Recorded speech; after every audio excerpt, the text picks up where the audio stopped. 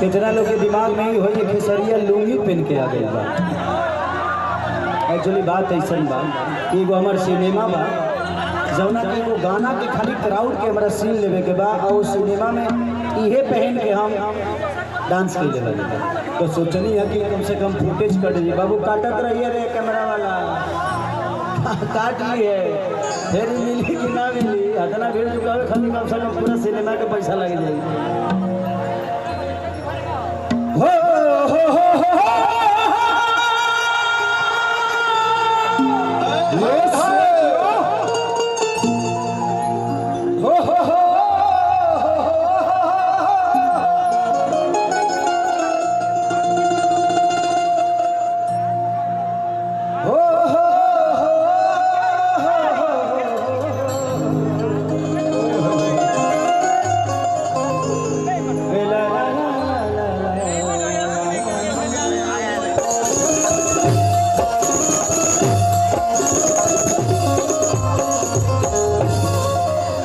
चलिए सबसे पहले जितना भी हमके प्यार और आशीर्वाद करे वाला लोग आइल बा सबका लगे पहुँच तपाई ना ऐसे ही जिसे सबके गोड़ छुके गोड़ लगे। एक ताली बजा के आशीर्वाद दे दीजिए अपने भाई को। Love you all, thank you. अंग्रेजी बोलनी है सुनाई धनो बॉम्बे रहला तो इतना कुछ आइए मिल रहा है कि जय गणेश मंगल करना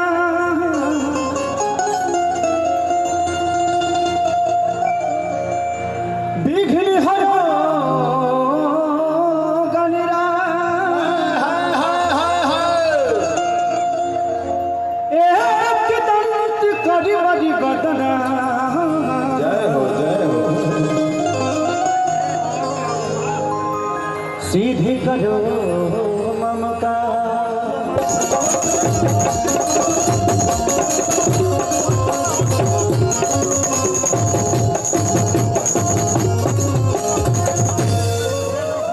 कि मां के ज्योति से नूर मिलता है।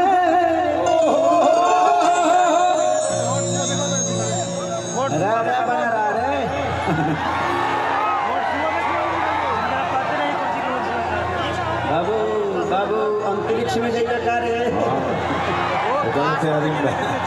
थोड़ा थोड़ा सा और ऊपर निकल जाओ तो ऊपर ऊपर निकल जाइए ओकरा बाद नीचे तोरा जरूरते नहीं है।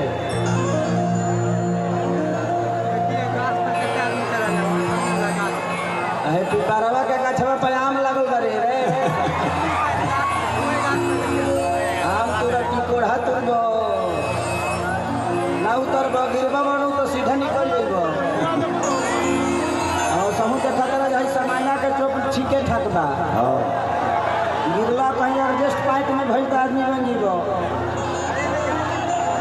कि मां के ज्योति से नूर मिलता है सभी के दिलों को सुरूर मिलता है। कि मां के दरबार में जो जाए खाली जियो से जियो उसे कुछ ना कुछ जरूर मिलता है।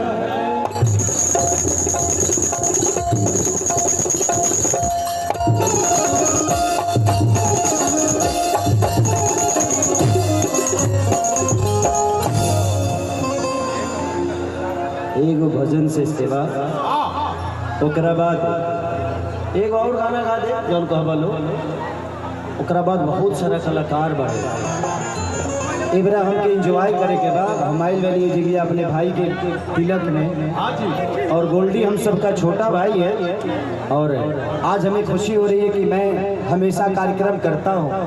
आज अपने भाई के लिए बैठ के सुनूंगा अपने सारे भाइयों को जो मुझसे सीनियर है उनको भी और जो मेरे बाद में आए हैं उनको भी आज प्यार करने का मौका मिला है मुझे और मैं चाहता हूँ कि इससे बड़ा सौभाग्य मेरे लिए कुछ नहीं हो सकता कि इतने भोजपुरी के सारे गौरव सारे इतिहास आज खेसारी हो सकता है, कल का इतिहास भी यहाँ बैठा है और इससे पहले का भी इतिहास बैठा है।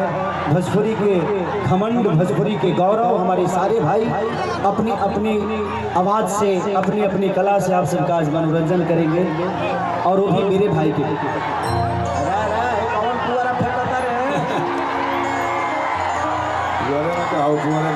देखा कौनो चीज के बनावे में टाइम लगेला, बिगाड़े में टाइम ना लगेला। तू लोग टूर देगा, प्रोग्राम बंद हो जाई, इतना कलाकार कहियो दोबारा मंच पर ना मिलिए।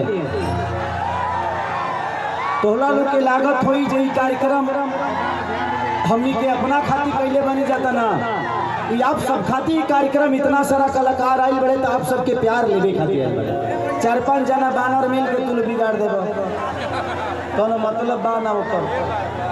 आप अपनी ऊर्जा को दिखाना है ना तो अपने मेहनत से अपने आप पे दिखाओ ताकि कुछ बन जाओ।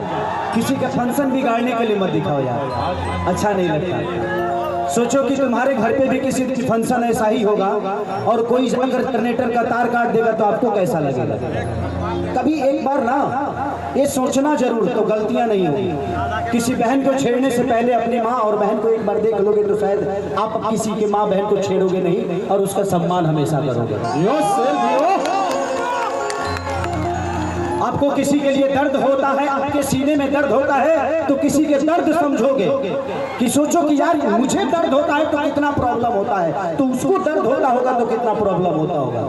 तो आप अपने आप से सीख सकते हो। दुनिया में कोई किताब ज्ञान की नहीं बनी है, नहीं तो गौतम बुद्ध पीपल के पेड़ के पास भगवान नहीं बनते। किताब में ज्ञान नहीं होती है, किताब में रास्ता हो सकता है, बस चलना आपको आना चाहिए। तो जिंदगी है यार, थोड़ा सा एंजॉय कर लो। ये बहुत मौका मिलेगा नहीं बार बार आप सबको, क्योंकि पता नहीं अब इस घर में शादी होगी कि नहीं होगी। होगी तब लड़कर के होई, हमने के अपना भतीजा भतीजी खतिया गया और बड़ा खाली निर्गुण गए जाओ, ओकरा बाद चूसता घुसता कुछ ना हो। अभी चूसता घुसता हो जाएगी, ऐसे अभी बहुत कुछ घुसता चूसता। हाँ बाद में तो हमने के घुसी ना चूसी।